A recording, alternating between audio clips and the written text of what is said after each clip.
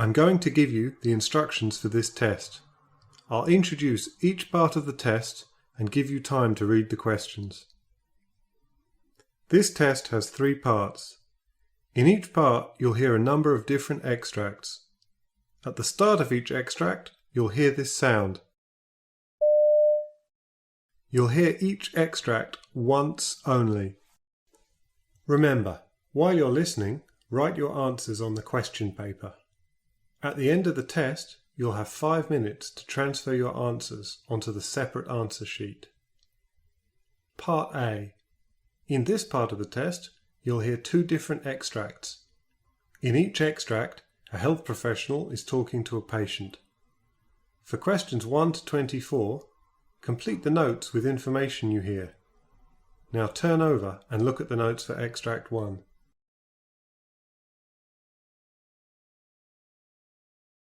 Extract 1, questions 1 to 12.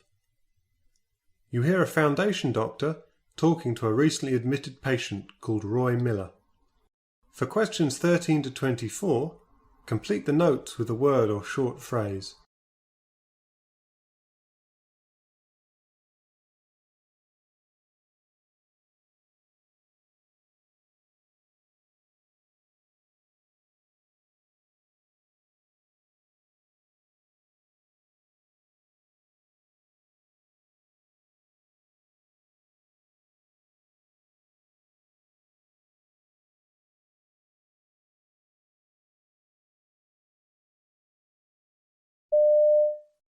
So, Roy, I see from your notes you've been admitted because of shortness of breath.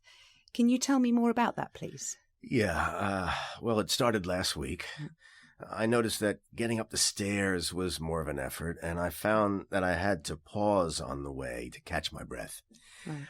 I did used to get a little out of breath, but it's definitely gotten worse.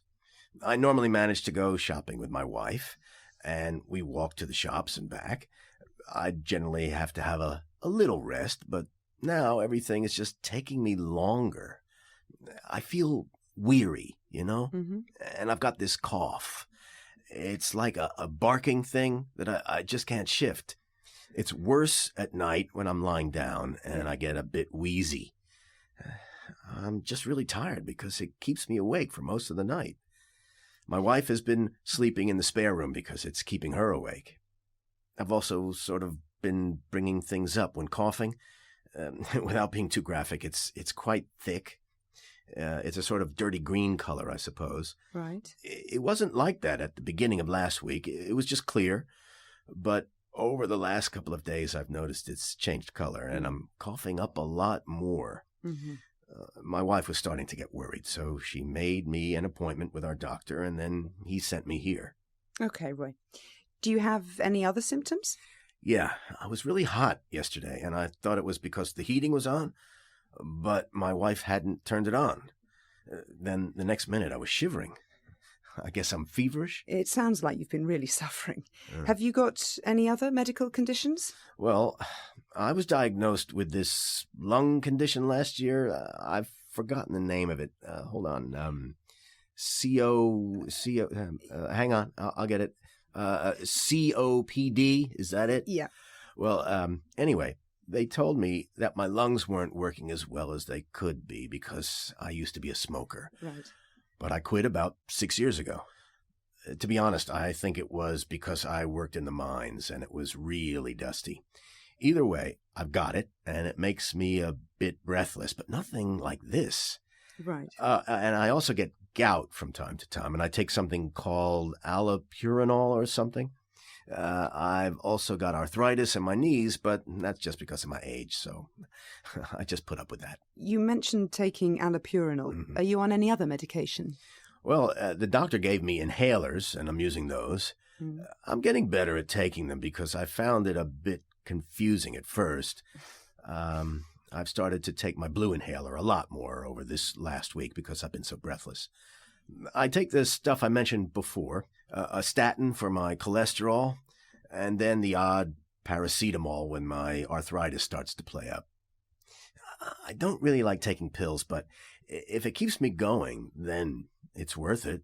Also, I'm allergic to penicillin. I get an awful rash all over my body, and it's so itchy whenever they give it to me. Don't give me any of that. We won't, Roy. You mentioned you live with your wife. Are you both managing at home? Oh, yeah. We still get around the town to get our shopping and see the family. The stairs are starting to get a bit much now, so we're thinking about moving into a bungalow, but we haven't started looking yet. Okay, that's good. Have you got any ideas as to what might be going on? Well, I think it might be a chest infection because it's just getting worse. I just want to start feeling better. Of course, Roy. It does sound like that might be the case, but we'll start doing some tests to make sure and begin treatment.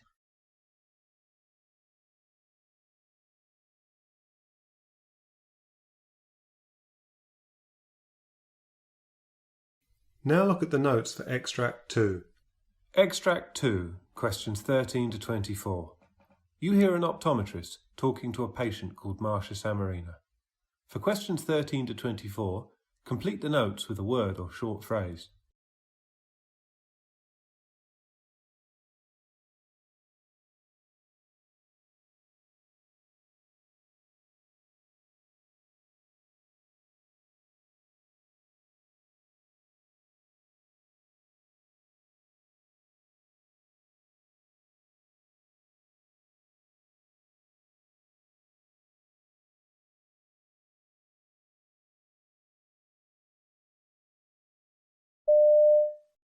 Hi, Marcia Samarina.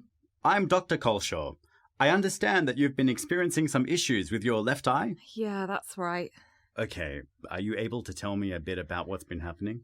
Yeah, sure. So last Friday was our office party, and so I was out quite late, and I'd had a couple of glasses of wine.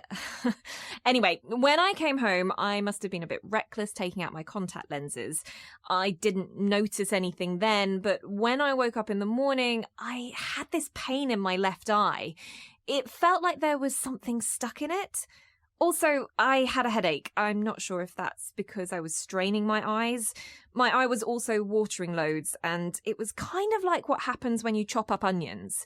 Anyway, I thought I'd just sort of keep blinking, and whatever was in my eye would work its way out. So, well, I did that for a bit, but I was getting more and more worried. I went to ask my roommate if she could see anything in my eye, and she said my eye was swollen, and she thought we should go to the hospital and get it checked out. So we went to the ED, and thankfully my roommate was able to get the day off work, so she drove me there. Oh, the pain was also so terrible that I couldn't concentrate. I don't know what I would have done without her help. Okay. So what happened when you went to the hospital? So we waited around at the ED for a bit, and then I was seen by a GP. I told him about the pain and how I thought I had something stuck in my eye, so he opened my eye and tried to see if there was anything in there that shouldn't be. It must have been quite difficult for him to see anything, so he did a fluorescein eye stain test. Then he took me to a dark laboratory room to look into my eyes with one of those microscope things. And when he still couldn't find anything, he seemed to think it could be an infection. And that's when I started panicking. Okay. And after that, were you referred to an optometrist? Oh, yes, that's right. They sent me to this department after that, and the optometrist used some numbing eye drops on me. I was incredibly thankful to her for that. My eyes felt better very soon afterwards. And then she looked at my eye, and because I wasn't squinting from the pain anymore, she could see that there was a corneal abrasion. She said that I must have scratched it when I took my contacts out the night before. I see. So can you tell me how you've been treating your eye at home? Yes, she told me not to wear my contact lenses until this follow-up, and she prescribed me a couple of things. I'm using the antibiotic eye drops she gave me. I put those in the mornings and evenings, and the other thing she gave me is really horrible to use. It's a healing ointment, but it feels gross in my eye, so I just use it once a day. Unfortunately, they couldn't give me any of their pain relief to take home, so I've just been taking ibuprofen when it hurts. And how's your eye feeling now? Oh, Much better, thanks. It still hurts when there's bright light, though, and I wasn't sure if that was normal. The optometrist said it would take quite a while to heal, so I guess I need to hang on a bit longer. Yes, at this point it will most likely still be recovering. Do you mind if I take a close look at your eye now? If you can just take your glasses off.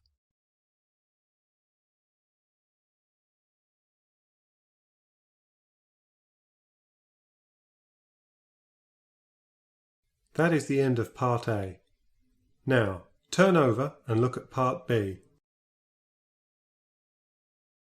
Turn over and look at Part B.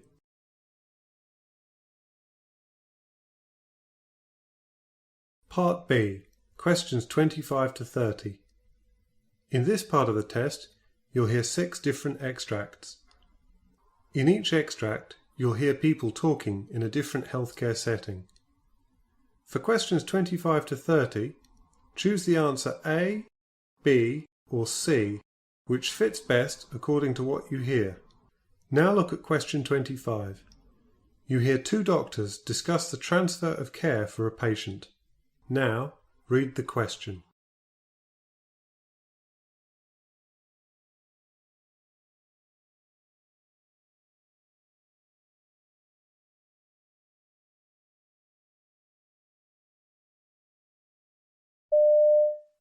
Hello, Dr. Salvos. This is Dr. Broderick from the emergency department.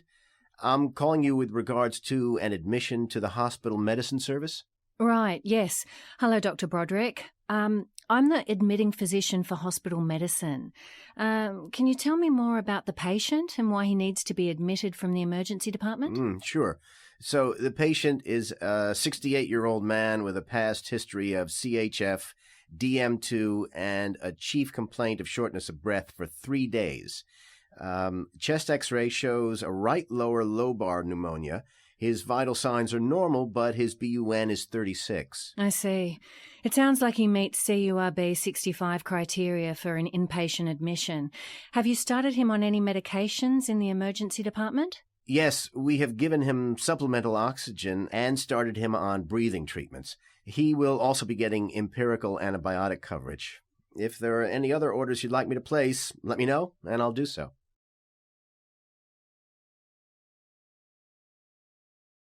Question 26. You hear a speech pathologist talking to the wife of a patient who has recently suffered a stroke. Now, read the question.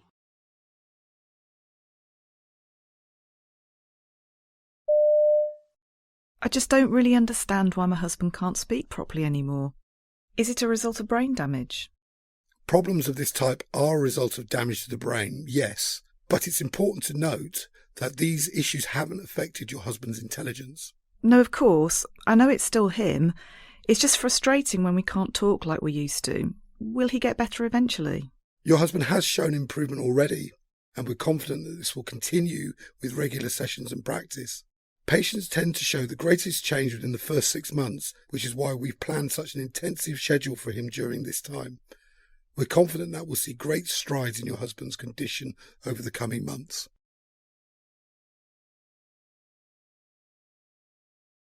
Question 27. You hear a trainee doctor asking a senior colleague about chest tubes. Now read the question.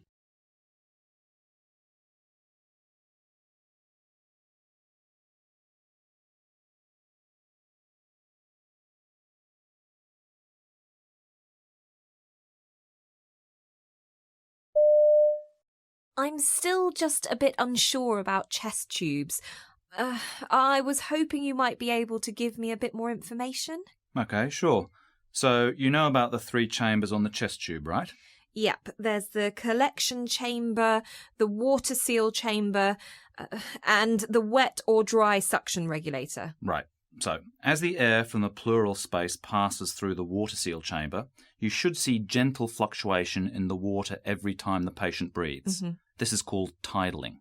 If you notice that tidling is no longer present, the tubing may be kinked or obstructed, or the patient's lung may have re-expanded. Okay. You should also make sure the chest drainage unit remains below the level of the patient's chest at all times.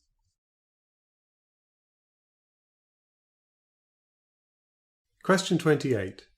You hear a pharmacist talking to a customer about pain relief.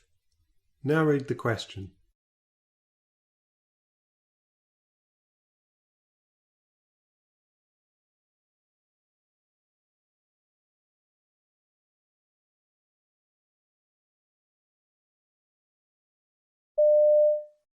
Hello, can I help you? Yeah, I get terrible backache, and my friend said you could give me some codeine for it. Do you have a prescription from your doctor? No, but I don't want the full strength stuff. I only need the weaker one. You know, they mix it with ibuprofen or paracetamol, so it's not as strong. Ah, okay. Well, first of all, there's been some research done recently that suggests that low-dose codeine doesn't offer much more pain relief than paracetamol or ibuprofen alone. We're not actually authorised to provide codeine without a prescription anymore, so I'd recommend picking up some alternative pain relief from the first aisle by the front door.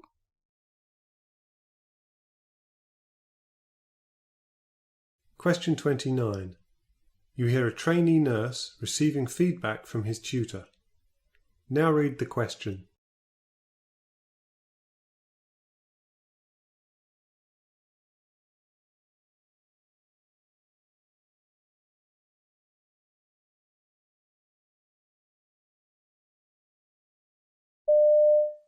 How do you feel you handled the patient's concerns?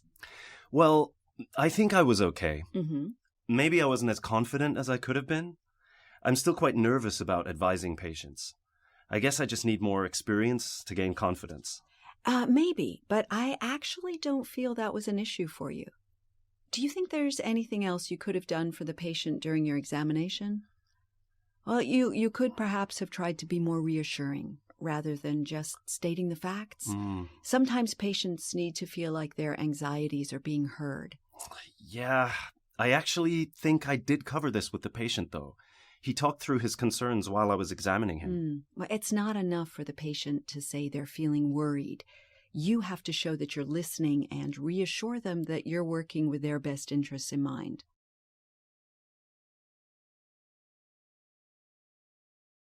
Question 30. You hear two doctors planning their patient care schedule. Now read the question.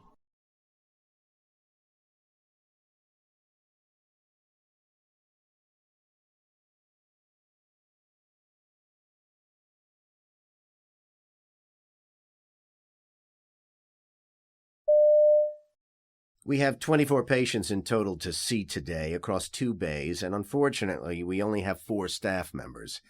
I think we should divide ourselves into 2 teams. Would you agree? Absolutely.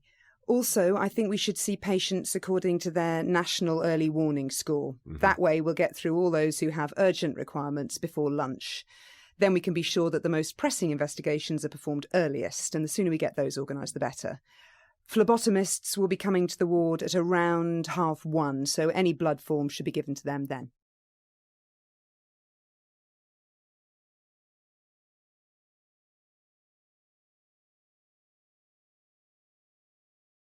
That is the end of Part B.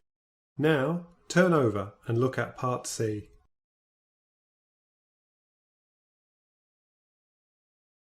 Part C, questions 31 to 42. In this part of the test, you'll hear 2 different extracts. In each extract, you'll hear health professionals talking about aspects of their work. For questions 31 to 42, choose the answer A, B, or C, which fits best according to what you hear. Now, look at Extract 1, questions 31 to 36. You hear an interview with a physician called Dr. Matthew Leach, who's talking about meningitis. You now have 90 seconds to read questions 31 to 36.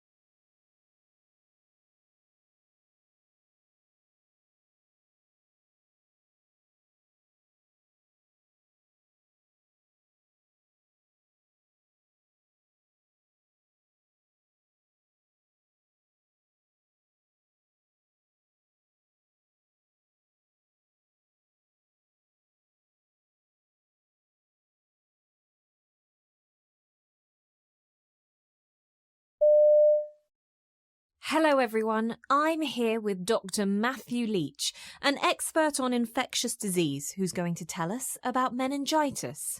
Thank you for being with us today, Dr. Leach. Can you tell me more about the disease? Sure. Well, first off, not everyone who is exposed actually develops meningitis, but there are some common symptoms to look out for in those that are at risk. It can be quite difficult for patients to realise they have meningitis in the early stages, as the symptoms can lead them to believe that they are developing the flu. They'll simply feel tired and achy for a few days. Right. As this infection develops, patients may then notice a sudden onset of fever, headache, and in particular neck stiffness. Other possible symptoms include nausea or vomiting, confusion, sensitivity to light, no appetite or thirst, or even a skin rash. If left untreated, bacterial meningitis is very dangerous, quickly progressing to seizures, shock, and even death. Well, that sounds pretty serious. And you mentioned that certain people may be at risk. Now, which people are more likely to develop meningitis? Well, there are many causes of meningitis, but one of the most severe is caused by the bacteria Neisseria meningitidis. The bacteria are spread by respiratory droplets and are often seen in college students. This is largely because of the sudden change in their lifestyle. College students, particularly those who live on campus, are exposed to a hotbed of different infections they haven't previously encountered. All these kids from different parts of the US and the rest of the world get together, live in small dorms with each other, go to parties. All that close contact really is a breeding ground for infection. Oh, okay. Well, that makes sense. Now, can you tell us about a specific patient who had this type of meningitis? Of course. I treated an 18-year-old man in his first year of college who was living in the dormitories. There was a flu going round, and he started to feel the same symptoms. He was working hard to try to complete a couple of important essays before the deadline, and he planned to delay going to the doctors until he had submitted them. Soon after the initial symptoms, however, his roommate found him in severe pain and feverish, and brought him to the emergency department, where we diagnosed meningitis. We took a sample of spinal fluid, but started him on antibiotics before we got the results back. So you mentioned that you started antibiotics before you got the spinal fluid test results back. Can you tell me why? Right. As I mentioned, there are many causes of meningitis, like viruses, funguses, parasites, and bacteria. However, it can take some time to determine the exact cause, and waiting for the answer without treatment will make the patient worse. Instead, we use the patient's presentation, age, and our determination of the most likely cause to start antibiotics that would kill many of the causes. Once we get the results back on the cause, we can change the antibiotics to be more specific. By doing this, we don't delay treatment and are able to reduce the chance of complications. Right, I see. So how is your patient doing now after being treated? Will he experience any long-term after effects? Well, he is currently doing much better. He responded well to antibiotic treatment and regained his mental state within a few days. Unless the patient has a disease of his immune system, meningitis is unlikely to recur. Because this patient had some delay before seeking treatment, he may still have some side effects, but it will take some time to see what long-term effect it will have on him. Bacterial meningitis requires urgent medical treatment and can cause serious complications such as hearing loss, memory difficulty, brain damage, gait problems, or kidney failure. Well, let's hope he makes a full recovery. And aside from seeking immediate medical treatment, what advice can you give to our listeners today about bacterial meningitis? So, first off, there is a vaccine that is effective at preventing this disease, so anyone in close contact with a large group of people, such as those living in a military base or on a college campus, should ask their doctor about it. Finally, if you have not had the shot and have spent a lot of time with someone who is later diagnosed with meningitis, wear a mask to prevent spreading the bacteria and go and see a doctor immediately. There are medications that can reduce your risk of developing meningitis, and getting treated immediately will reduce your risk significantly.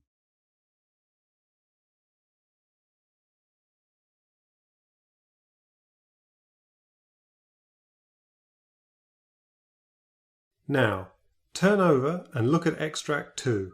questions 37 to 42. You hear a clinical psychiatrist called Dr. Evelina Horton discuss treatment for agitated patients in an emergency setting.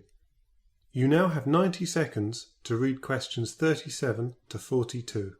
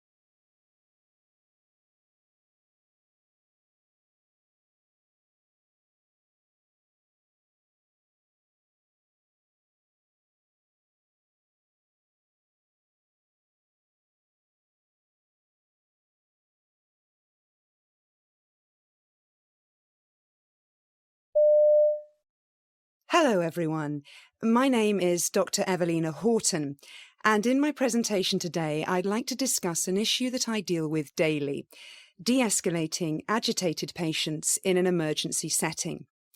To provide some perspective on the issue, most patients who enter the hospital do so via the emergency department, ED.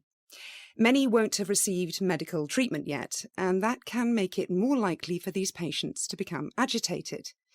This can be exacerbated by their medical condition, a psychiatric illness, or other stress factors. Given the chaotic and crowded nature of the ED, it's imperative that we identify agitated patients early and apply non-physical de-escalation techniques as soon as possible. The provider who is going to initiate the de-escalation process should make sure that they create a considerable amount of space between themselves and the patient, and make sure that no one else is closer to the patient than they are. This not only gives the patient space, but also keeps the provider safe in the event of attempted physical violence. Ideally, both the patient and provider should also be able to leave the area without the other blocking their exit. Body language and tone of voice convey overall emotional state to a patient, so providers should remain outwardly calm throughout the encounter.